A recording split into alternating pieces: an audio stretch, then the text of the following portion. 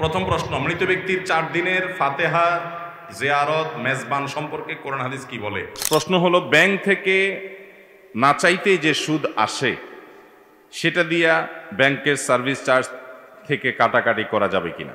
মহিলা মাদ্রাসার ছেলে শিক্ষক ক্লাস করাতে পারবে কিনা। এরপরে প্রশ্ন হলো, নির্ধারিত তারিখে বিদ্যুৎ বিল পরিশোধ না করলে আমাদের বিলম্ব মাসুল দিতে হয়, এতে কি সরাসরি সুদ হিসাবে গণ্য হবে? এরপরে প্রশ্ন হলো, মহিলারা কি স্বামীর বাম পাজরের হাড় থেকে সৃষ্টি হয়েছেন? হঠাৎ মৃত্যু থেকে বেঁচে থাকার আমল কি? এরপরে প্রশ্ন হলো, সর্বত্র আল্লাহর নির্দেশ যেন বাস্তবায়িত হয়, একজন মুসলমানের জন্য সেই চেষ্টা করা কি উচিত নয়? এরপর প্রশ্ন হলো, আমি এবং আমার পরিবার যদি জান্নাতি হই তাহলে কি একসাথেই থাকবো? যদি থাকি তবে কি সেটা অল্প সময় নাকি স্থায়ী? পিতা যদি মৃত্যুর আগে কোনো সন্তানকে আলাদা করে কোনো সম্পত্তি দেওয়ার ওসিয়ত করে যান তবে সে ওসিয়ত মানা যাবে কি না, নাকি ইসলামী শরীয়ত মতে সমান ভাগে ভাগ করতে হবে? এরপরে প্রশ্ন হলো, সাউন্ড সিস্টেমে গান বাজনায় ভাড়া দিয়ে টাকা উপার্জন করা জায়েজ হবে কিনা, এটা তো তার ব্যবসা। এরপরে প্রশ্ন হলো, আমি একজন যুবক, আমি সালাত পড়ি, বেশিরভাগ সময় অসুস্থ থাকি, আল্লাহ কেন আমাকে বেশি বিপদের মুখে ফেলেন? আমাকে কিছু আমলের কথা বললেন যাতে করে বিপদে আমি সবর করতে পারি। এরপরে প্রশ্ন হলো, পীর এবং মাজারের নামে মানত সম্পর্কে কোরআন এবং হাদিসের রেফারেন্স কি বলে? প্রকৃতপক্ষে মানত কি রকম হওয়া দরকার? আমাকে আমার ক্লাসমেট হিন্দু বন্ধু একদিন প্রশ্ন করেন, মুসলিম হিসাবে আমাদের যে সুন্নতে খাতনা বা মুসলমানে করানো হয় তা কোরআনে আছে কিনা, বা এর প্রচলন কখন থেকে শুরু? ভাই, প্রথম প্রশ্ন, মৃত ব্যক্তির 4 দিনের ফাতেহা জিয়ারত মেজবান সম্পর্কে কোরআন হাদিস কি বলে? মেজবান চট্টগ্রামে খুব বেশি চলে, তাই না? মেজবানের গোশতটা কিন্তু ভালো, মানে যে গোশতটাকে মেজবানের গোশত বলে, বিশেষ পদ্ধতিতে রান্না হয়, এই গোশতটা খারাপ না। কিন্তু এই মানুষ মারা গেলে দিনক্ষণ ঠিক করে 40 3 দিনা 4 দিনা ইজিয়াফত মেজবান ফাতেহা ইত্যাদি, এগুলো কোনোটা করার নির্দেশ কোরআন এবং হাদিসে আমাদেরকে আল্লাহ এবং তার রাসূল সাল্লাল্লাহু আলাইহি ওয়াসাল্লাম দেন নাই। কোরআনে আল্লাহ বলেছেন, মা আতাকুমুর রাসূল ফাখুযু ওয়া মা নাহাকুম আনহু ফান্তাহু। রাসূল যা করতে বলেছেন দিয়েছেন সেটা তোমরা ধরো, তিনি যা নিষেধ করেছেন সেটা তোমরা বেঁচে থাকো সেটা থেকে। আচ্ছা, আমাদের নবী সাল্লাল্লাহু আলাইহি ওয়াসাল্লাম দুনিয়া থেকে তার ওয়াফাত ইন্তেকালের পর, তার যাওয়ার পর সাহাবীরা কয়টা গরু বা কয়টা ছাগল বা কয়টা উট দিয়ে মেজবান করেছেন বলতে পারবেন? আমার প্রশ্ন বুঝেন নাই? আবু বকর, ওমর, ওসমান, আলী রিদওয়ানুল্লাহি তাআলা আলাইহিম আজমাইন, আরো সাহাবীরা যারা দুনিয়া থেকে চলে গেছেন, তাদের ওয়াফাতের পর, তাদের মৃত্যুর পর তাদের মেজবানির অনুষ্ঠানে কত মানুষ খাওয়ানো হয়েছে বলতে পারবেন কেউ? একটা জাল হাদিসও পাবেন না। তাহলে আমরা কোত্থেকে পাইছি এটা? আমরা এটা পাইছি হিন্দু ধর্মাবলম্বী ভাইদের শ্রাদ্ধ থেকে। শ্রাদ্ধ, তালিব বেসর অফালা আকার দয়ের পিঠে বড় ধ, শ্রাদ্ধ গুগলে লিখে সার্চ দেন, এই সার্চের রেজাল্ট আসলে দেখবেন হিন্দু ভাই বোনদের তাদের ওয়েবসাইটে, এটা তাদের ধর্মীয় বিষয়, তাদের ধর্ম তারা পালন করবে। কিন্তু মুসলমান তিনি ইসলামের নামে অন্য ধর্মের ধর্মীয় বিশ্বাস কালচার এটা পালন করা, এটা ইসলামের দৃষ্টিতে জঘন্য গুনাহ এবং অপরাধ, এটা জায়েজ হতে পারে? হিন্দু ধর্মাবলম্বীদের বিশ্বাস হলো কোনো মানুষ মারা গেলে তার স্বর্গে যেন তাকে খাবার দাবার দেয়া হয়, সেজন্য দুনিয়াতে মানুষকে, আত্মীয় স্বজনকে খাবার দাবার অনুষ্ঠান করে খাবার দাবার দিতে হয়। এটা না দিলে ওই মৃত মানুষটাকে স্বর্গে নাকি খাবার দেয়া হয় না, তাকে স্বর্ণ দানা ইত্যাদি দেয়।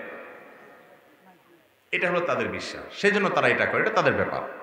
কিন্তু ইসলামে কোথাও এই বিশ্বাস আমাদেরকে লালন করতে বলা হয় নাই যে আমাদের কোনো আত্মীয় স্বজন মারা গেলে আমরা দিনক্ষণ ঠিক করে মানুষকে খাবার না দিলে, জিয়াফত না করলে, মেজবানি না করলে আমাদের মৃত ব্যক্তি জান্নাতে আটকে থাকবে না, এমন কোনো কথা ইসলামে নাই।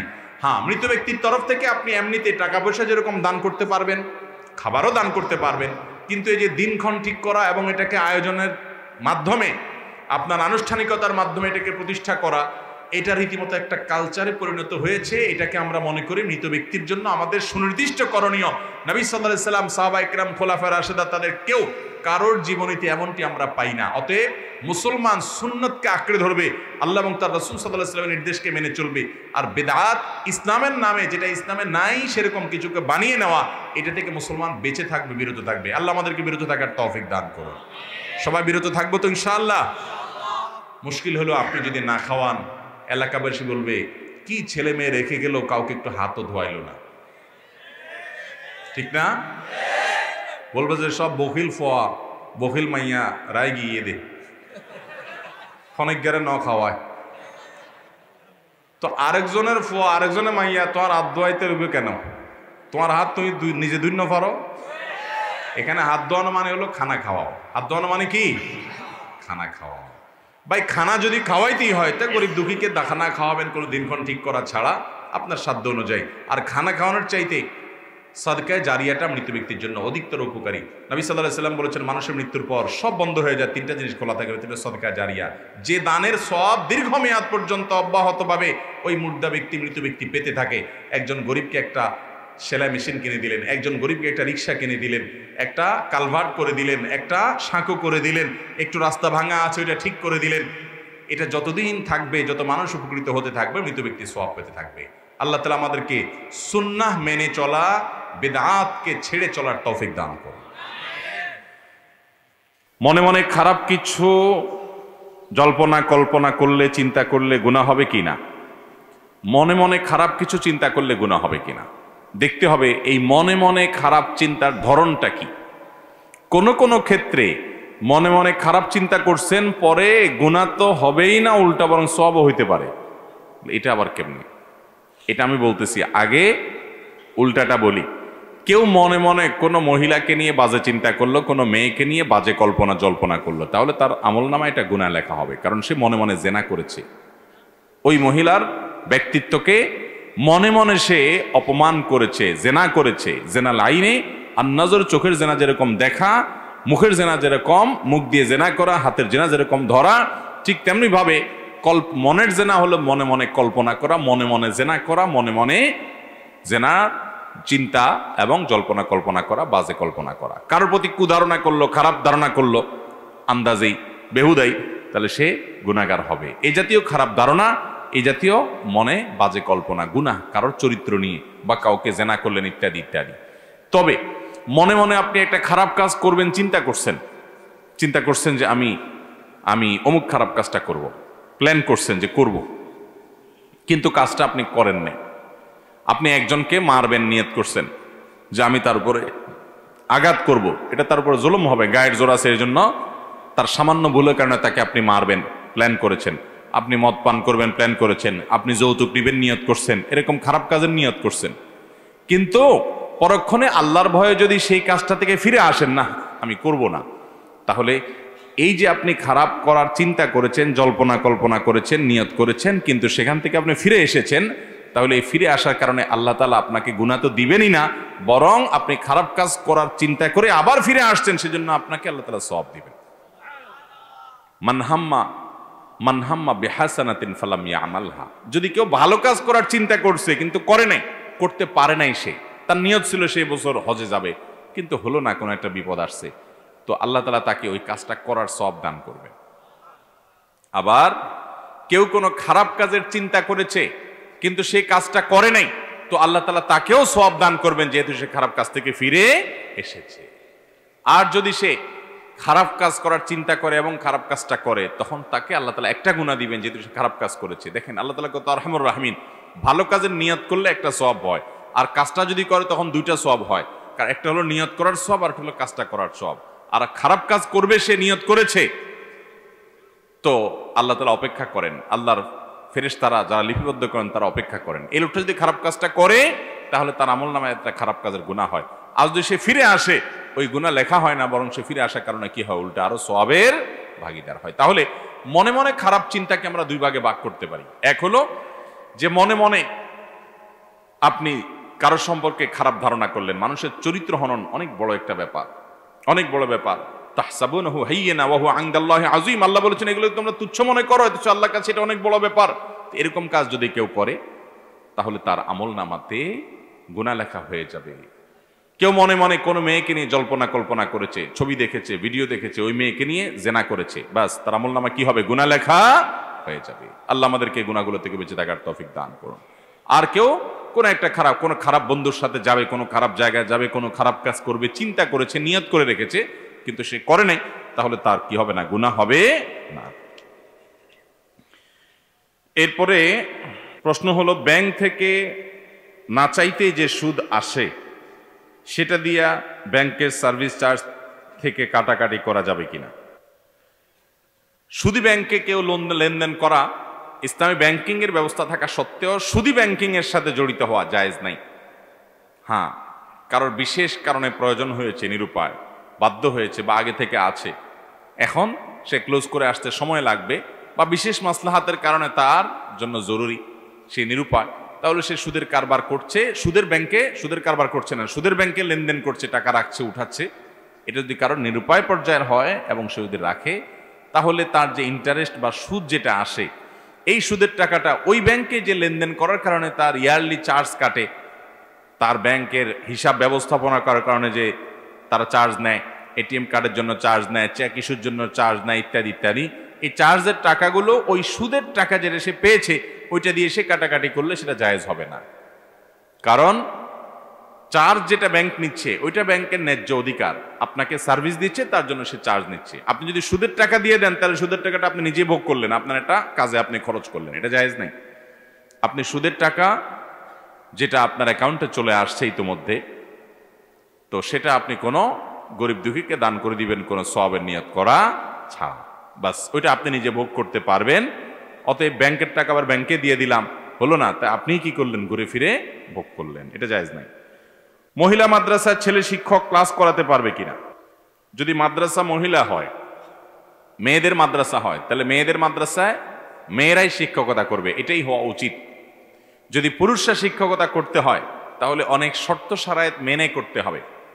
সেই শর্তগুলোর 1 নম্বর হলো শরীয়তের পর্দার বিধানকে অক্ষরে অক্ষরে মানতে হবে, যেমন পর্দার আড়ালে থেকে পড়াবে এবং কোন রকমের ফিতনা যাতে না হয় সেজন্য সকল ব্যবস্থা গ্রহণ করবে।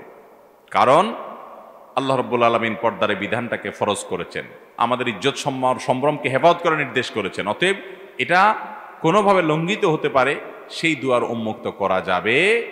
যে পুরুষ পড়াচ্ছেন সেই পুরুষ কি পড়াচ্ছেন সিসি ক্যামেরায় মনিটরিং হবে, তিনি কি কথা বলছেন, তার অ্যাটিটিউড কি, সেগুলো মনিটর করতে হবে, দেখভাল করতে হবে যাতে কোনো ফিতনা পতিত না হয়। এরকম শর্ত সাপেক্ষে ছেলেরা মেয়েদেরকে পড়ালেটা জায়েজ আছে, কিন্তু মহিলাদের জন্য মহিলা শিক্ষক যদি পাওয়া যায় সেটাই অগ্রাধিকার দিতে হবে। এরপরে প্রশ্ন হলো, নির্ধারিত তারিখে বিদ্যুৎ বিল পরিশোধ না করলে আমাদের বিলম্ব মাসুল দিতে হয়, এতে কি সরাসরি সুদ হিসাবে গণ্য হবে। যেই কোনো লেনদেনে, যে কোনো কাজে আপনার আর্থিক দণ্ড যেটা আরোপ করা হয় শরিয়ার দৃষ্টিকোণ থেকে সেটা জায়েজ নাই। সেটা বিদ্যুৎ বিল বলেন, পানির বিল বলেন, বা অনেক সময় স্কুল কলেজে দেখা যায় ছেলে মেয়ে ফাঁকি দিয়েছে, একদিন যায় নাই বা দেরি করে গেছে, তো তার জন্য জরিমানা আরোপ করা হয়, এত টাকা জরিমানা, এটা জায়েজ নাই শরীয়তে। আর্থিক দণ্ড আরোপ করা এভাবে এ ধরনের ক্ষেত্রে জায়েজ নাই। বলে তাহলে কি করবে, তার বিকল্প ব্যবস্থা করা যেতে পারে। যেমন কথার কথা, তুমি 2 দিন কামাই দিলে তোমার ভর্তি বাতিল, তাহলে ওই যেটা আর্থিক জরিমানা করা হতো ওইটাকে ভর্তি রিনিউর জন্য ফি হিসাবে দিবে, ওইটা জায়েজ হতে পারে। এখন কথা হলো বিদ্যুৎ বিল বা অন্যান্য বিল এগুলো দিতে দেরি করলে তো আমাদের অটোমেটিক অতিরিক্ত চার্জ চলে আসে, জরিমানা চলে আসে, এটা না দিলে তো আমার লাইন পাবো না। তাহলে তো আপনি নিরুপায়, চেষ্টা করবেন সবসময় টাইমলি দিয়ে দেওয়ার, যাতে করে আপনার জরিমানা গুনতে না হয়, ইমানদার হিসাবে যাতে করে ওই গুনাহে লিপ্ত হতে না হয় বা গুনাহের পথ তৈরি না হয়, সেজন্য আপনি চেষ্টা করবেন। কখনো ভুলে গেছেন বা বিশেষ কারণে দেরি হয়ে গেল, তাহলে সেক্ষেত্রে আপনি যদি দেন আপনার গুনাহ হবে না, যেহেতু আপনার হাতে না, আপনি নিরুপায়, আপনাকে বাধ্য করা হচ্ছে এই আর্থিক দণ্ড দেওয়ার জন্য, আপনার জন্য গুনাহ হবে না। কিন্তু আর্থিক জরিমানা নেওয়া এটা এমনিতে কি না, জায়েজ নাই। এরপরে প্রশ্ন হলো, মহিলারা কি স্বামীর বাম পাঁজরের হাড় থেকে সৃষ্টি হয়েছেন। মহিলারা বাম পাঁজরের হাড় থেকে সৃষ্টি হয়েছেন কিনা এ সম্পর্কে আমরা একটা হাদিস জানতে পারি। নবী করিম সাল্লাল্লাহু আলাইহি সাল্লাম বলেছেন, তোমরা নারীদের সাথে বসবাস করার ক্ষেত্রে, স্বামী তার স্ত্রীর সাথে বসবাস করার ক্ষেত্রে সুন্দরভাবে বসবাস করবে। তারা ভুলটুল কিছু করলে নবী সাল্লাল্লাহু আলাইহি সাল্লাম তাদেরকে সংশোধন করার জন্য বলেছেন। কিন্তু বেশি সংশোধন করার চেষ্টা করা, অনেকে আছে একেবারে বেশি তেড়ামি করে, বেশি সোজা করতে চায়, নবী সাল্লাল্লাহু আলাইহি সাল্লাম তাদের সম্পর্কে বলেছেন বেশি সোজা করতে চাইলে ভেঙে যাবে তারা। কারণ ফাইন্নাহুন্না খুলিকনা মিনাদ দিলআইল আইসারি, কারণ পুরুষের বাম পাঁজরের হাড্ডি থেকে তাদেরকে তৈরি করা হয়েছে যেটা একটু বাঁকা। অতএব খুব বেশি সোজা করতে গেলে এটা ভেঙে যাবে, সীমা লঙ্ঘন করা যাবে না। আল্লাহ বলেছেন ওয়াশিরুহুন্না বিল মারুফ, তোমরা নারীদের সাথে, স্ত্রীদের সাথে বসবাস করবে সুন্দরভাবে, ভুল হলে সংশোধন করবে, কিন্তু বেশি তেড়ামি গোড়ামি করতে যাবে না, বেশি টাইট দিতে যাবে না। এ হাদিস থেকে স্পষ্টত বোঝা যায় যে মেয়েরা বাম পাজরের হাড় থেকে তৈরি হয়েছে। কিন্তু এর মানে কি? অনেকে মনে করেন এর মানে প্রত্যেক স্বামীর বাম পাজরের হাড় থেকে তার স্ত্রী তৈরি হয়েছে। এটা ভুল কথা, এটা সঠিক না। কারণ প্রথমত অনেক মহিলা আছে যাদের বিয়েই হয় নাই, তাহলে সে কোত্থেকে তৈরি হয়েছে? হতে পারে কি পারে না? অনেক মেয়ে আছে বিয়ে হয় না, দুনিয়া থেকে চলে গেছে, তাহলে এই মহিলা তৈরি হলো কোত্থেকে? তাহলে বাম পাজরের হাড় থেকে তৈরি হওয়ার কথাটা হাদিসে কোত্থেকে আসলো?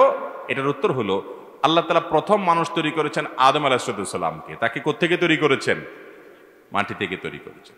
মাটি থেকে তৈরি করার পর আদম আলাইহিস সালামের বাম পাজরের হাড় থেকে মা হাওয়াকে তৈরি করেছেন।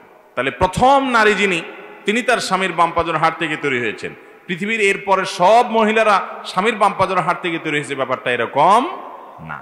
বিধায় ভুল ধারণা আমাদের ভাঙতে হবে। এরপরে প্রশ্ন হলো, হঠাৎ মৃত্যু থেকে বেঁচে থাকার আমল কি? নবী করিম সাল্লাল্লাহু আলাইহি সাল্লাম হঠাৎ মৃত্যু থেকে বেঁচে থাকার জন্য আল্লাহ তাআলার কাছে দোয়া করতেন, আল্লাহুম্মা ইন্নী আসআলুকা, আল্লাহুম্মা ইন্নী আউযুকা মিন যাওয়ালি নি'মাতিকা। আল্লাহ, আপনার নেয়ামত যেন হঠাৎ করে আমার থেকে চলে না যায়, এর জন্য আপনার কাছে আমি কি চাই? আশ্রয় চাই এবং পানা চাই। হঠাৎ আমার নেয়ামত ছিনে নিয়ে গেলেন, এটা যেন না আসে, এই দোয়া নবী সাল্লাল্লাহু আলাইহি সাল্লাম পড়তেন। তবে হঠাৎ মৃত্যু হলে সেটাকে আবার খারাপভাবে দেখারও কারণ নাই। কেউ অ্যাক্সিডেন্টে মারা গেছে, পানিতে পড়ে ডুবে মারা গেছে, আগুনে পুড়ে মারা গেছে, কোন একটা বিপদে পড়া মারা গেছে, হঠাৎ মরে গেছে, এটাকে খারাপ মনে করার কোনো কারণ নাই। এটা নির্ভর করে ব্যক্তির আমল কি। নবী সাল্লাল্লাহু আলাইহি সাল্লাম বলেছেন, মৌতুল ফুজাআ বা হঠাৎ মৃত্যু, আকস্মিক মৃত্যু, এটা ইমানদারের জন্য ভালো আর বেঈমানের জন্য খারাপ। ইমানদারের জন্য ভালো এজন্য যে সে তো জান্নাতি, মানে মুত্তাকি জান্নাতি মানুষ, যে তার যদি হঠাৎ মৃত্যু হয়ে যায় তাহলে সে দুনিয়া থেকে হঠাৎ করে সে জান্নাতের নেয়ামতের মধ্যে ঢুকে গেল, এটা তার জন্য ভালো। আর যদি কেউ জাহান্নামী হয় তার জন্য হঠাৎ মৃত্যু খারাপ, কারণ সে হঠাৎ মৃত্যুর মাধ্যমে দুনিয়াতে যেটুকু নেয়ামত ভোগ করছিল সেটুকুও তার হাতছাড়া হয়ে গেল। এই জন্য হঠাৎ মৃত্যুটাকে আমরা গণহারে খারাপ মনে করার কোনো কারণ নাই। তবে হ্যাঁ, প্রস্তুতিমূলকভাবে দুনিয়া থেকে যেতে পারবো, আল্লাহর কাছে তওবা ইস্তেগফার করব, দোয়া দরুদ করব, সেই চেষ্টা একজন ইমানদারের থাকবে, সেটা ভিন্ন বিষয়। এরপর প্রশ্ন হলো, সিগারেট কোম্পানিতে চাকরি করা যাবে কিনা? সিগারেট কোম্পানিতে অথবা এমন কোনো প্রতিষ্ঠানে চাকরি করা জায়েজ হবে না যেই প্রতিষ্ঠান হারাম জিনিস প্রোডাকশন করে। আপনি সেখানে কাজ করতেছেন, সেটা তৈরি করাতে আপনার শ্রম দিচ্ছেন, তাহলে আপনি অন্যায় কাজে সহযোগিতা করছেন। আল্লাহ বলেছেন সূরা মায়েদার 2 নম্বর আয়াতে, তাআবানু আলাল বিররি ওয়াত তাকওয়া ওয়ালা তাআবানু আলাল ইসমি ওয়াল উদওয়ান। তোমরা ভালো এবং তাকওয়ার কাজে একে অন্যের সহযোগিতা করো, পাপ এবং সীমালঙ্ঘনের কাজে একে অন্যের সহযোগিতা করবা না। বিধায় এ ধরনের কাজে সহযোগিতা হয়ে যায় আপনার চাকরি, সেজন্য এটা করা কি হবে না? জায়েজ হবে না। আল্লাহ তাআলা আমাদেরকে আমল করার তৌফিক দান করুন। এরপরে প্রশ্ন হলো, সর্বত্র আল্লাহর নির্দেশ যেন বাস্তবায়িত হয়, একজন মুসলমানের জন্য সেই চেষ্টা করা কি উচিত নয়? শুধু উচিত না, সর্বত্র আমার নিজের মধ্যে, আমার পরিবারের মধ্যে, আমার সমাজে, আমার রাষ্ট্রে, আমার অফিসে, আমার আদালতে, আমার সব জায়গায় আল্লাহর আদেশ নিষেধ যেন বাস্তবায়ন হয়, আল্লাহর আইন যেন প্রতিষ্ঠিত হয়, এটা প্রত্যেক ইমানদারের মধ্যে আকাঙ্ক্ষা থাকাটা আবশ্যক, জরুরি। শুধু উচিত অনুচিতের ব্যাপার না। যদি কোনো ইমানদার মনে করে যে না, আল্লাহর বিধিবিধান এই যুগে চলে না, সেকুলার এই জীবন যাপনই আমাদের জন্য ভালো, তাহলে তার ইমানই থাকবে না, তার ইমানই থাকবে, সে বেঈমান হয়ে যাবে। এই জন্য প্রত্যেক ইমানদার জীবনের সর্বস্তরে, ব্যক্তি থেকে নিয়ে রাষ্ট্র, আন্তর্জাতিক পরিমণ্ডল পর্যন্ত সর্বস্তরে যেন আল্লাহর দ্বীন দুনিয়াতে গালিব হয়, বিজয়ী হয়, জয়ী হয়, প্রতিষ্ঠিত হয়, সে আকাঙ্ক্ষা, সেই চেষ্টা, সে তামান্না এবং সেই লক্ষ্যে কাজ করার প্রবণতা এবং প্রচেষ্টা তার মধ্যে থাকতেই হবে। এটা না থাকলে সে নিজেকে ইমানদার দাবি করতে পারে না। সৎ কাজের আদেশ এবং অন্যায় অসৎ কাজ হলে, আল্লাহ বিরোধী কাজ হলে সেটাতে বাধা দেওয়ার চেষ্টা ইমানদারের মধ্যে থাকতে হবে। মুখ দিয়ে হাত দিয়ে না পারলে, মুখ দিয়ে না পারলে মন থেকেও তার জল্পনা কল্পনা, তার প্ল্যান পরিকল্পনা, তার তামান্না আকাঙ্ক্ষা থাকতে হবে, নাহলে সে আল্লাহর কাছে গুনাহগার হবে। তবে হ্যাঁ, এই থাকাটার ক্ষেত্রে মতপার্থক্য থাকতে পারে। আমাদের মধ্যে নবী বা রাসূল নেই যে একটা পথ বলে দিয়েছেন যে এইটাই করো, যার কারণে সেটা প্রতিষ্ঠিত হওয়ার জন্য আপনি একটা পন্থা অবলম্বন করছেন, আরেকজন আরেকটা পন্থা অবলম্বন করছে, আরেকজন আরেকটা ওয়ে অবলম্বন করেছে। এর মধ্যে যে কোনোটি আল্লাহর কাছে গ্রহণযোগ্য হতে পারে। আপনি চেষ্টা করছেন কিনা, আপনার ইচ্ছা আছে কিনা, আন্তরিকতা আছে কিনা, চাওয়া আছে কিনা, আপনি স্বপ্ন দেখেন কিনা, এটা হলো মূল বিষয়। পদ্ধতির মধ্যে মত পার্থক্য থাকাটাই স্বাভাবিক, কারণ এর কোনোটা আপনি যে পদ্ধতি অবলম্বন করেন, আরেকজন যে পদ্ধতি অবলম্বন করেন, আরেকজন বলছেন আরেকটা পদ্ধতিতে গেলে ভালো হবে, এগুলো সব ইজতিহাদগত বিষয়, যার যার গবেষণাগত বিষয়। এই ইজতিহাদ এবং যার যার বুঝ এবং গবেষণাকে আরেকজনের উপরে ফরজ করে দেওয়া বা চাপিয়ে দেওয়ার সুযোগ নেই। কিন্তু মৌলিক বিষয় সবার মধ্যে থাকতে হবে, সেটা হলো আল্লাহর দ্বীন সর্বত্র যেন প্রতিষ্ঠা হয়। একজন ইমানদারের সে আকাঙ্ক্ষা যদি না থাকে, সে যদি মনে করে না ব্যক্তি জীবনে ইসলাম চলার জিনিস, ইসলাম রাষ্ট্রীয় জীবনে সামাজিক জীবনে সর্বত্র প্রতিষ্ঠিত হওয়ার জিনিস না, এরকম যদি চিন্তা করে, তাহলে সে মুসলমান না, তার ইমানই থাকবে না। কারণ সে আল্লাহর দ্বীনকে স্বয়ংসম্পূর্ণ মনে করছে না। জটিল একটা বিষয়। আমাদের সমাজে অনেক মুসলমানরা আছেন, নামাজ কালাম পড়েন, রোজা রাখেন, জিকির আজকার করেন, কোরআন তেলাওয়াত করেন, ইবাদতবন্দি করেন, কিন্তু আল্লাহর দ্বীন সর্বত্র প্রতিষ্ঠিত হোক এই স্বপ্ন কোনোদিন তিনি দেখেন না, এটা নিয়ে তার কোনো চিন্তাও নাই। আল্লাহ তাআলা আমাদেরকে বিষয়টা বোঝার তৌফিক দান করুন। এরপরে প্রশ্ন হলো, সম্প্রতি পাঠ্যপুস্তক নিয়ে যে সমালোচনা তৈরি হয়েছে, ইতিমধ্যে মাননীয় শিক্ষামন্ত্রী সেটা পরিবর্তনের কথা বলেছেন, এতে কি আপনারা সন্তুষ্ট হয়েছেন? আলহামদুলিল্লাহ, এ বিষয়ে আমরা এর আগে কথা বলেছি এবং ক্লাস 6 এবং 7 বইয়ে কিছু অসঙ্গতি, কিছু ত্রুটি, এগুলো আমরা তুলে ধরেছি। তো সেগুলো আলহামদুলিল্লাহ সরকারের সর্বোচ্চ মহলে আমলে নেওয়া হয়েছে এবং ইতিমধ্যে কমিটি করে তদন্ত করে এটার জন্য উদ্যোগ নেওয়া হচ্ছে সংশোধনের। এটা প্রশংসার দাবিদার। আমরা এই উদ্যোগকে প্রশংসা করি এবং সাধুবাদ জানাই। আলহামদুলিল্লাহ, যথোপযুক্ত উদ্যোগ এবং সময়োচিত সিদ্ধান্ত নেওয়া হয়েছে, খুবই ভালো। কিন্তু এখনো পর্যন্ত আমি যেটুকু পেপার পত্রিকা থেকে দেখেছি সেটা হলো যে ডারউইনের যে সস্তা মতবাদ, আমাদেরকে বানরের খালাতো ভাই, বানরের সন্তান বানানোর যে হাস্যকর থিওরি চাপিয়ে দেওয়া হচ্ছিল বাচ্চাদের বইয়ে, সেটা থাকবে না, এতটুকু নিশ্চয়তা আমরা এতটুকু আমরা পেয়েছি। আলহামদুলিল্লাহ, বলেন আলহামদুলিল্লাহ। এটাও কম অর্জন না। কিন্তু পর্দাকে তাচ্ছিল্য করে যে 5টা গল্প লেখা হয়েছে এবং মুসলিম শাসকদেরকে যে ছোট করা হয়েছে বইয়ে, এই 2টা মোটা দাগের বিষয়, এগুলোর কারেকশন এবং সংশোধনী যেমন আনতে হবে, শরীফার গল্পের মাধ্যমে ট্রান্সজেন্ডার এটাকে প্রতিষ্ঠিত করতে গিয়ে আমাদের সন্তানদেরকে যে সমকামিতার দিকে নিয়ে যাওয়া হচ্ছে সূক্ষ্মভাবে, এই 3টা বিষয়কে বিশেষ করে অবশ্যই গুরুত্বের সাথে আমলে নিতে হবে। এবং এই জাতীয় আরও যে সমস্ত অসঙ্গতি আছে, আপনারা জানেন তথ্যগত ভুল আছে, সেখানে বঙ্গবন্ধুর বাবার নাম পর্যন্ত ভুল লেখা হয়েছে এবং আরো অনেকগুলো অসঙ্গতি, অনেক ত্রুটি আছে, সে সবগুলো তো সংশোধন করবেই। সুনির্দিষ্ট করে উলামা একরামের তরফ থেকে আপনার এই যে 5টি গল্প পর্দাকে তাচ্ছিল্য করার জন্য অবরোধ বাসনি থেকে আনা হয়েছে, এগুলোকে রিমুভ করতে হবে। এবং এই বিষয়টা এত স্পর্শকাতর যে এই বিষয়ে উলামা একরামের চুপ থাকার কোনো সুযোগ নেই, হৃৎপিণ্ডে হাত দেওয়ার মতো।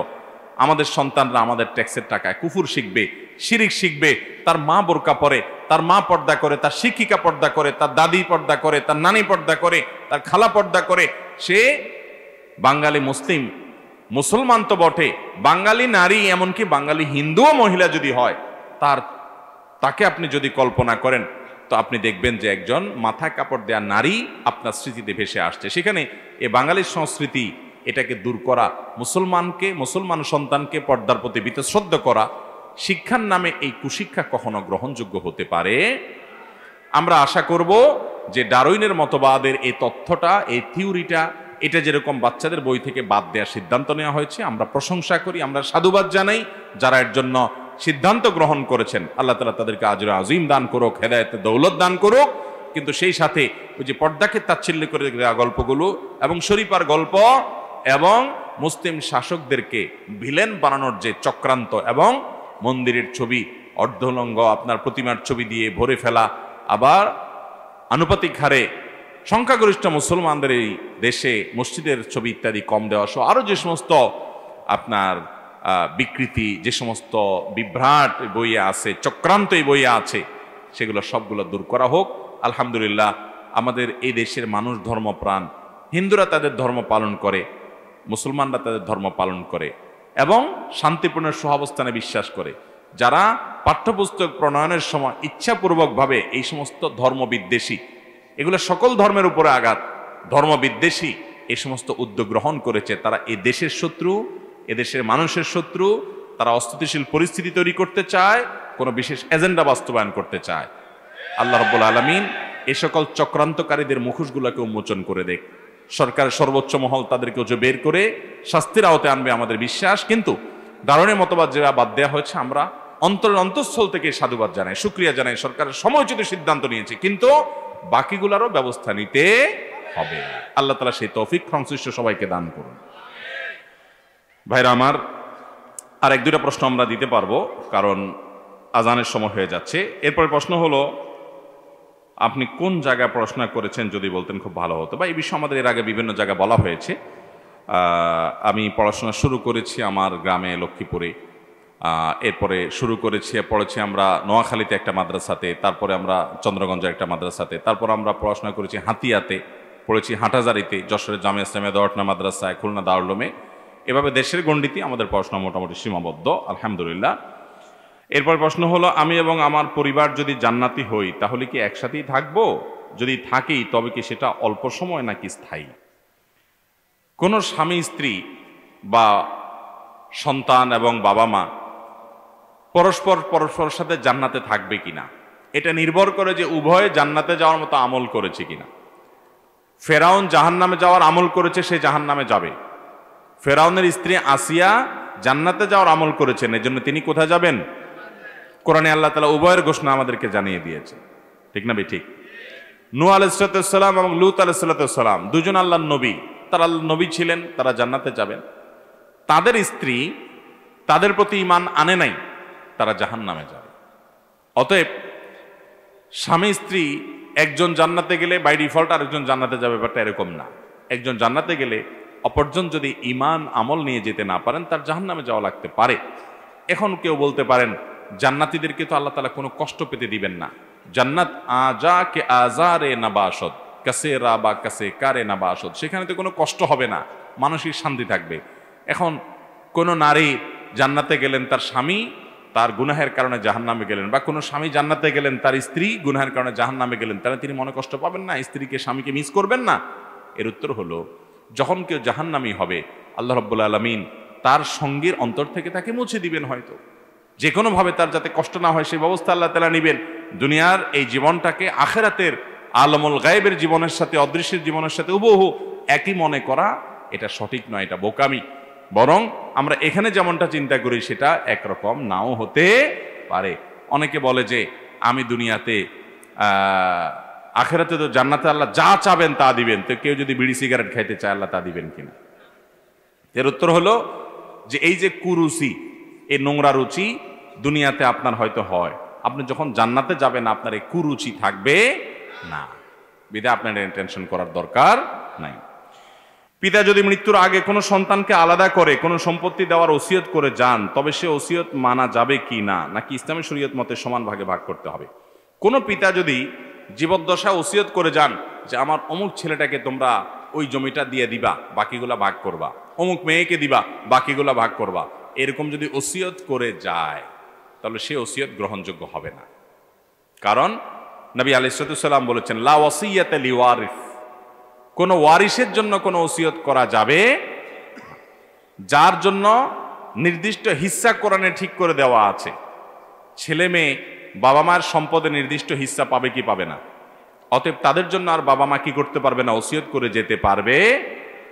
তাহলে ওসিয়ত কার জন্য করতে পারবে? ওসিয়ত করতে পারবে এমন ব্যক্তির জন্য যে ব্যক্তি তার ওয়ারিস না। যেমন একজন অচেনা মানুষকে দিল, পালক পুত্র পালক মেয়ে থাকলে তাদেরকে দিল, নাতি নাতনি থাকলো, নাতি নাতনিরা ওয়ারিস না। এই জন্য দাদা তার ছেলে ঘরে নাতিকে, মেয়ের ঘরের নাতিকে বা নাতনিকে যদি বলে যে ঠিক আছে আমার নাতিকে এই জমিটা দিও, আমার নাতনিকে এই জমিটা, তাহলে তাদেরকে ওসিয়ত করতে পারে, তাদের জন্য ওসিয়ত করলে জায়েজ হবে। সেটা 1/3, তার টোটাল সম্পদের 1/3 মধ্যে হলে সর্বোচ্চ ওর মধ্যে কার্যকর হবে, এর বেশি করলে বাকিটুকু কার্যকর হবে না। কিন্তু যদি ছেলে মেয়ের জন্য ওসিয়ত করে যায় বাপ মা, তাহলে সে ওসিয়ত কার্যকর হবে না। অনেক সময় আমরা জায়েজ না জায়েজ দেখি না, আল্লাহ তাআলার আদেশ দেখি না, বাস ওসিয়ত করছে চোখ বন্ধ করে সেটা নিজের অধিকার মনে করি, এটা ভুল। এরপরে প্রশ্ন হলো, সাউন্ড সিস্টেমে গান বাজনায় ভাড়া দিয়ে টাকা উপার্জন করা জায়েজ হবে কিনা? এটা তো তার ব্যবসা। ব্যবসা হলেই কি সেটা জায়েজ হয়ে যাবে? কেউ হারাম ব্যবসা করে, মদের ব্যবসা করে, যদি বলে এটা তো আমার ব্যবসা, তো আপনার ব্যবসা তো হালাল হতে হবে। আল্লাহ তাআলা আহাল্লাল্লাহুল বাইআ, আল্লাহ ব্যবসাকে হালাল করেছেন, কিন্তু এর মানে এই না যে আপনি নাজায়েজ ব্যবসা করবেন, সেটা আল্লাহ তাআলা হালাল করবেন। অতএব সাউন্ড সিস্টেমের ব্যবসা যদি করেন, আপনার মাইক, আপনার সাউন্ড সিস্টেম, আপনার লাইট, আপনার অন্যান্য যে সমস্ত আয়োজন আছে, এগুলো এমন কাজে ভাড়া দিবেন যে কাজটা হালাল এবং বৈধ। যেটা হারাম সে কাজে আপনি ভাড়া দিতে পারবেন না। যদি দেন তাহলে আপনি গুনাহের ভাগীদার হবেন। ওই যে আল্লাহ বলেছেন, ওয়ালা তাআওয়ানু আলাল ইসমি ওয়াল উদওয়ান, তোমরা পাপ এবং সীমালঙ্ঘন কাজে কেউ কারো সহায়তা করো না। একজন গান বাজনার অনুষ্ঠান করেছে, আপনি সেখানে ভাড়া দিয়েছেন, তাহলে তার কাজটা করতে আপনি সহায়তা করলেন, বিধায়টা কি হবে না? জায়েজ হবে। মুশকিল হলো যারা বিশেষ করে ডেকোরেশনের ব্যবসা করেন, এইরকম জায়গায় যদি ভাড়া না দেন তো আর জায়গায় খুঁজে পাবেন না, দেখা যাবে। কারণ 100টা কাস্টমার আসলে 80টাই হলো ওই গান বাজনার কাস্টমার। তো ভাইরা আমার, জান্নাত তো এত সস্তা না। জান্নাতে যাওয়ার জন্য কিছু স্যাক্রিফাইস করতে হবে, কিছু ছাড় দিতে হবে। বিধায় আপনি যদি আশা করেন যে না, দুনিয়াতেও আমি একেবারে 100তে 100 পাবো, আখেরাতেও আবার জান্নাত পাবো, এটা কিভাবে আশা করেন? আপনার কাছে অনেক কাস্টমার আসবে, আপনার খানার টান পড়বে, রুজির টান পড়বে, রিজিকের উপার্জনের টান পড়বে, তারপর আপনি হারামে যাবেন না। এই যে স্যাক্রিফাইস, এই যে ছাড়, এই যে কষ্ট, এর বিনিময়ে তো আল্লাহ তাআলা জান্নাত দিবে আপনাকে। আল্লাহ আমাদেরকে সেই তৌফিক দান করুন। আমার উপার্জন কম হোক, আমার পাশে আরেকজন ডেকোরেশন ব্যবসা করে লাল হয়ে যাচ্ছে, বাড়ি গাড়ি করে ফেলছে, করে ফেলাক, আমার জান্নাত পেতে হবে, বিধায় আমি ওই হারাম উপার্জন করব না। আল্লাহ আমাদের তৌফিক দান করুন। আমি খুব অসুস্থ, আমার যা ইনকাম করি আহাল পরিবারকে দিয়ে দেই। আমি অল্প টাকা ইনকাম করি, আল্লাহর উপর কি ভরসা করে চিকিৎসা করব না ভাবছি, এখন আমার করণীয় কি? দেখুন, অনেকে এরকম আছেন যে তার উপার্জন কম, নিজের চিকিৎসা করতে গেলে আর বাপ মা ভাই বোনের খরচ দিতে পারেন না, আবার তাদের খরচ দিতে গেলে নিজের চিকিৎসা হয় না। তো এক্ষেত্রে তার জন্য নিজের চিকিৎসা না করে পরিবারের ভরণ পোষণ দিলেন জায়েজ হবে কিনা? উত্তর হলো এটা জায়েজ হবে। কারণ চিকিৎসা গ্রহণ করা সব সময় ফরজ না, চিকিৎসা গ্রহণ করাটা সুন্নাহ সাধারণ অবস্থাতে। আপনি যদি মনে করেন যে আল্লাহর উপর আমি তাওয়াক্কুল করলাম, আমি আজওয়া খেজুর খেলাম, আমি দোয়া করলাম, আমি কোরআন থেকে শেফা গ্রহণ করলাম, আল্লাহ তাআলা চাইলে এখান থেকে আমাকে শেফা দিতে পারেন, আর আল্লাহ না চাইলে ওষুধ খেয়েও আমার শেফা নাও হতে পারে, আমি আল্লাহর উপর তাওয়াক্কুল করলাম আর পরিবারের ভরণ পোষণ দিলাম, এটা জায়েজ হবে, এটার কারণে গুনাহ হবে না। আর যদি আপনি নিজে চিকিৎসাও করেন, আবার পরিবারকে যতটুকু না হলে ততটুকু দেন চেষ্টা করেন, তো সেটাও আপনার জন্য জায়েজ হবে। কিন্তু আপনার চিকিৎসা করাটা আপনার জন্য ফরজ বা ওয়াজিব নয়, যেটা তরক করলে আপনার কি হবে? গুনাহ হবে। এরপরে প্রশ্ন হলো, আমি একজন যুবক, আমি সালাত পড়ি, বেশিরভাগ সময় অসুস্থ থাকি, আল্লাহ কেন আমাকে বেশি বিপদের মুখে ফেলেন?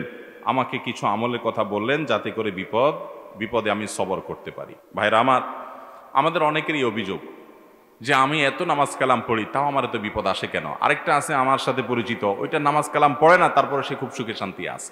অনেক সময় এরকম হয় কি হয় না? শুধু তাই না, অনেক লোক দেখা যায় আগে বেনামাজি ছিল, বিপদ আপদ ছিল না, এখন নামাজ শুরু করছে, একটার পর একটা বিপদ, একটার পর একটা সমস্যা। হয় কি হয় না? দেখুন, নবী করিম সাল্লাল্লাহু আলাইহি ওয়াসাল্লামের একটা হাদিস আছে, আল্লাহ কাউকে ভালোবাসলে তার কিছু আলামত আছে, মার্কা আছে। আল্লাহ কাকে পছন্দ করেন, কাকে ভালোবাসেন, কিছু পছন্দ, কিছু আলামত আছে। এই আলামতের গুলোর ভিতরে একটা আলামত হলো, ইন্নাল্লাহা ইযা আহাব্বা কওমান ইবতালাহুম, আল্লাহ যখন কাউকে ভালোবাসেন তাকে পরীক্ষায় ফেলেন। তাকে কি করেন? তাকে পরীক্ষায় ফেলেন। নবীগণ তাদের সম্পর্কে আপনার হাদিসে আছে, আসাদ্দুন নাসি বালাআন আল আম্বিয়া সুম্মাল আমসাল ফাল আমসাল, সবচেয়ে বেশি বালা, সবচেয়ে বেশি বিপদ মুসিবত এসেছে যাদের জীবনে, তারা কারা? নবী রাসূলগণ। তাদের সাথে যাদের যত বেশি মিল হবে, তাদের জীবনে বিপদ আপদ তত বেশি আসবে।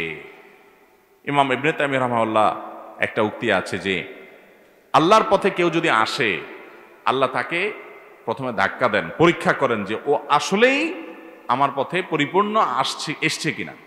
এই জন্য আল্লাহ বিপদ দেন। যদি সে সরে যায় তাহলে তো ফেল হয়ে গেল, আর যদি সে টিকে থাকতে পারে সে পরীক্ষা পাশ করে গেল। এই জন্য ভাইরা, আপনি নামাজ পড়েন, আল্লাহর পথে এসেছেন, তারপরে বিপদ আসছে, এটা আল্লাহর তরফ থেকে পরীক্ষা। এটাকে আপনি জয় করার চেষ্টা করেন, এই চ্যালেঞ্জে আপনি জেতার চেষ্টা করেন। এখন কথা হলো, এই কষ্টে আপনি সবর করবেন কিভাবে? দেখুন, একটাই আমল আছে যে আমল করলে আল্লাহর কাছে হিসেব ছাড়া বিনিময় পাবেন। আল্লাহর কাছে হিসাব করে আমরা কি পার পাইতে পারবো কিয়ামতের ময়দানে? হিসাব ছাড়া যদি পার হতে চান তাহলে তার জন্য আমল হলো সবর করা। কি করা? আল্লাহ কোরআনে বলেছেন ইন্নামা ইউওয়াফাস সাবিরুনা আজরাহুম বিগাইরি হিসাব। ধৈর্যশীল আর সবরকারীদেরকে আল্লাহ তাআলা যে দিবেন হিসাব ছাড়া দিবেন। এজন্য কি করতে হবে ভাই? সবর করতে হবে। সবর এমন একটা আমল যে আস-সাবরু জাযাউহু আল জান্নাহ। ধৈর্যের বিনিময়, সবরের বিনিময় হলো জান্নাত। একজন মানুষ নামাজ পড়তে কষ্ট হয় তবুও নামাজ পড়ে, ফজর নামাজ পড়তে আসতে কষ্ট হয় তবুও কষ্ট করে, এর নাম সবর। একটা মানুষ টাকা হারাম উপার্জন করতে পারে, সবাই করে, সে করে না, গরিব থাকে তারপরও করে না, এই যে সবর। নিজেকে নিয়ন্ত্রণ করে, রাগের চোটে একটা গালি দিতে পারে কিন্তু দেয় না, আল্লাহকে ভয় করে, সবর। কারোর প্রতি জুলুম করতে পারে কিন্তু করে না, সবর। সে চাইলে খারাপ পথে যাইতে পারে কিন্তু যায় না, সবর। এই সবরের বিনিময়ে আল্লাহ তাআলা জান্নাত দিবেন। আল্লাহ আমাদের সবাইকে সবরকারী হওয়ার তৌফিক দান করুন। সবাই সবর করবো তো ইনশাআল্লাহ।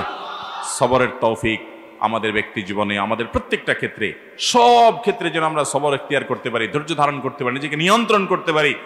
এই কন্ট্রোলিং পাওয়ার, আত্মনিয়ন্ত্রণ করার ক্ষমতা আল্লাহ তাআলা আমাকে, আপনাকে, আমাদের সবাইকে দান করুন। এরপরে প্রশ্ন হলো, পীর এবং মাজারের নামে মানত সম্পর্কে কোরআন এবং হাদিসের রেফারেন্স কি বলে? প্রকৃতপক্ষে মানত কি রকম হওয়া দরকার? ভাইরা, মানত হবে আল্লাহর নামে, কোন মাজারের নামে মানত হতে পারে? মাজারে যিনি শায়িত আছেন এই লোকটা যদি নেককার থাকেন, অনেক নেককার মানুষের কবরকে মাজার বানায় সেখানে পূজা করে, শিরিক করে অনেক ধান্দাবাজেরা। সেখানে যদি আপনি মানত করেন টাকা পয়সা জিনিসপত্র দেওয়ার, অনেক মাজার আছে যে মাজারে সব গাঞ্জাখোররা দখল করে রাখে।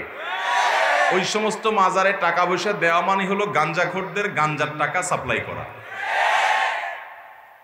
আপনি গোলাপশার মাজারে যান, ঢাকার মিরপুর মাজারে যান, আপনি অনেক বড় বড় মাজারে যান, দেখবেন আশেপাশে সব বেহুশ হয়ে পড়ে আছে। ঠিক না বে ঠিক?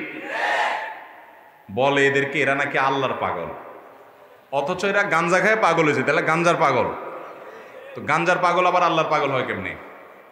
অতএব আপনি যদি মানত করতে হয়, আল্লাহ অমুক কাজটা হলে আমি আপনারে খুশি করার জন্য 100 টাকা দান করবো, এটা গরিবকে দান করবেন, গরিবকে দান করার জন্য মানত করবেন। কথা বুঝতে পারছেন? কোন মাজারে মানত করা যাবে? এটা শিরকপূর্ণ কাজ। আল্লাহ আমাদেরকে বেঁচে থাকার তৌফিক দান করুন।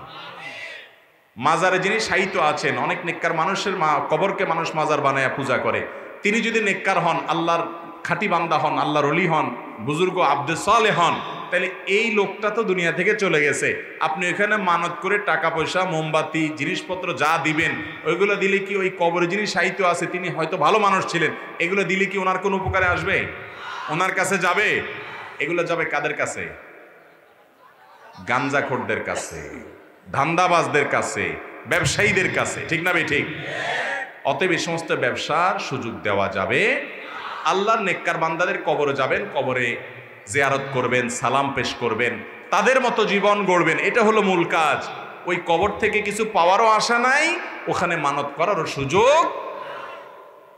আপনারা বিভিন্ন ভিডিও দেখেন না ফেসবুকে, ইউটিউবে, যে অনেক মাজার আছে, এই মাজারে মানুষ যায় মুরগি দেয়, হাঁস দেয়, আপনার মোমবাতি দেয়, ওইগুলো আবার পেছন দিয়া দরজা দিয়া সব নিয়ে আবার ওই একই দোকানে নিয়ে রাখে, আবার আরেক পাবলিক এসে সেটা কিনে দিয়ে যায়, আবার নিয়ে সে দোকানে যায়। এভাবে জায়গার জিনিস জায়গায় যায়, টাকা মাঝখান তারা পেতে থাকে, আর আমরা বেকুবের মতো মানত করতে থাকি। আছে না না এগুলা? এক জায়গায় একটা পান সুপারির মাজার হয়েছে, পান সুপারির মাজার। পান সুপারির মাজার কেমনে হলো? এক ব্যক্তি সে পানের ব্যবসা করে, তো মাথায় পানের যে বোঝা আছে এটা নিয়ে সে বাজারে যাচ্ছে। আজকে বাজারের দিন, সে পান বিক্রি করবে, পাইকারি খুচরা পান বেচবে। একটা বট গাছের নিচে বেচারা রেস্ট করার জন্য বসছে, অনেকক্ষণ পানের বোঝা মাথায় নিয়ে চলছে। রেস্ট করতে বসার পর ওই জায়গায় পানের যে আছে সেটা রাখছে, ঝুড়ি। হঠাৎ করে সেখান থেকে কয়েকটা পান নিচে পড়ে গেছে, রাখতে গিয়ে নিচে পড়ে গেছে। ভদ্রলোক ওইটা উঠে দিয়ে দেখে যে নিচে কুকুরে পায়খানা করে দিয়ে গেছে। এখন ওইটার উপরে পড়ছে। লোকটার রুচিতে বাঁধলো যে মানুষকে পান খাওয়াবো, থাক কয়টা পান চলে গেছে, এটা না উঠাই নাপাক জায়গা থেকে। উনি কিছুক্ষণ বসে টসে পানের ঝুড়ি মাথায় নিয়ে চলে গেছে। ওই ময়লার উপরে পান কিন্তু পড়ে আছে। এর কিছুক্ষণ পরে আরেক ব্যবসায়ী আসছে, সেও বাজারে যাচ্ছে, এ হলো সুপারির ব্যবসা করে। সেও তার মাথা থেকে সুপারির ঝুড়ি রেখা, এখানে এইটা বট গাছের নিচে সবাই একটু বসে, ছায়া আছে, রেস্ট করে। উনিও বসছে রেস্ট করার জন্য। রেস্ট করে দেখেছে, আরে ব্যাপার কি, এখানে পান কেন? তখন সে চিন্তা করছে, হায় হায়, এই জন্য পান ব্যাপারী এত টাকা পয়সার মালিক হয় দিন দিন। এই জায়গায় পান রেখে গেলে মনে হয় ব্যবসা বরকত টরকত হয়, না হলে পান রেখে গেলে কোনো বেটা স্রেফ এত পরিষ্কার ফ্রেশ পানগুলা রেখে চলে গেছে, কাহিনী কি? নিশ্চয়ই এখানে পান দিলে কোনো ব্যবসা উন্নতি হয়, এই জন্যই তো বেটা একটার পর একটা বিল্ডিং বানাইতে আসে। হায় হায় রে, আর আমি ফকির হয়ে যেতেছি। এই জন্য তাড়াতাড়ি করে কিছু সুপারি ওখানে থইল। সে তো আর পানের নিচেরটা দেখে নেই, সে কিছু সুপারি রেখে চলে গেছে। সে চলে যাওয়ার পরে আরেক ব্যবসায়ী আসছে, সে আরেকটা নিয়ে আসছে। সে দেখে হায় হায়, ফ্রেশ পান, ফ্রেশ সুপারি, তাহলে ব্যবসা বাণিজ্য উন্নতির জন্য এখানে কিছু মনে হয় দিতে হয়। সেও তার ওখান থেকে কিছু দিল। এরপর আসছে এক ধান্দাবাজ। ওই ধান্দাবাজ এসে দেখতেছে কাহিনী কি, ফ্রেশ ফ্রেশ সব জিনিস মানুষ এখানে রেখে যাচ্ছে। সে এবার উল্টাতে উল্টাতে দেখে নিচে কুকুরের পায়খানা। ওইটা দেখার পরে সে কাহিনী বুঝে ফেলছে, আচ্ছা প্রথম বেচারা পায়খানার উপরে পড়ছে দেখে নেয় নাই, পরেরগুলা মনে করছে এখানে কিছু দিলে কেউ ফিরে না খালি হাতে, সেই জন্য সবাই দিয়ে গেছে, তাইলে তো ব্যবসা এখানে জমজমাট হবে। সে একটা লাল কাপড় টাপড় দিয়া ওইটার নাম দিয়ে দিছে আল্লামা পান সুপারির মাজার। বুঝতে পারছেন? এরকম অনেক মাজার আছে। আবার অনেক মাজার এমনও আছে যে মাজারে আল্লাহর অনেক নেককার বান্দারা শুয়ে আছেন, ওনারা শিরিক করতে বলেন না, কিন্তু ধান্দাবাজরা সেটাকে শিরিকের আখড়া বানায় ফেলছে। আল্লাহ তাআলা আমাদেরকে এই সমস্ত শিরিক থেকে বেঁচে থাকার তৌফিক দান করুন। সবার চেষ্টা করবো তো ইনশাআল্লাহ। আমাকে আমার ক্লাসমেট হিন্দু বন্ধু একদিন প্রশ্ন করেন, মুসলিম হিসাবে আমাদের যে সুন্নতে খাতনা বা মুসলমানে করানো হয় তা কোরআনে আছে কিনা, বা এর প্রচলন কখন থেকে শুরু? চমৎকার প্রশ্ন। সুন্নতে খাতনা এটা কোত্থেকে আসলো? এর উত্তর হলো, নবী করিম সাল্লাল্লাহু আলাইহি সাল্লামের বহু হাদিস এক্ষেত্রে বর্ণিত হয়েছে, একটি দুটি নয়। প্রসিদ্ধ বিশুদ্ধ হাদিস, এমন কোন হাদিস গ্রন্থ, প্রসিদ্ধ হাদিস গ্রন্থ পাওয়া কঠিন হবে যেখানে হাদিস নাই।